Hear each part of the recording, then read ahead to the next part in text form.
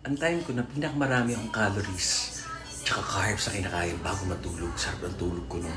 Pero that works for me. Do what works for you. Tama kayo, mali ako, not your doctor. So pandesal na to, bawat isa ₱5. Everyday bumibili sila ng lamami. And hindi ako kumakain sa breakfast.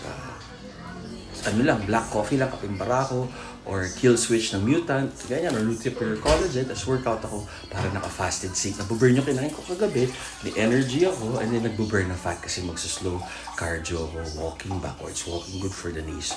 So ganun lang, yung pandesal dito, for some reason, di ako nabubloat. Sa atin, sa Maynila, doon ako nabubloat kasi pag ng misis ko, I love, luluto siya na, ano niluto mo? Chicken sukiyaki, chicken breast. Siyempre, may sugar yun. Pero yun na yung carbs ko. Pero ganito kadami kanin.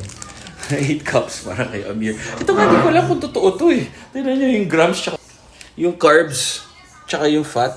Pareho lang yung dami. Yung carbs tsaka yung protein. Di ba?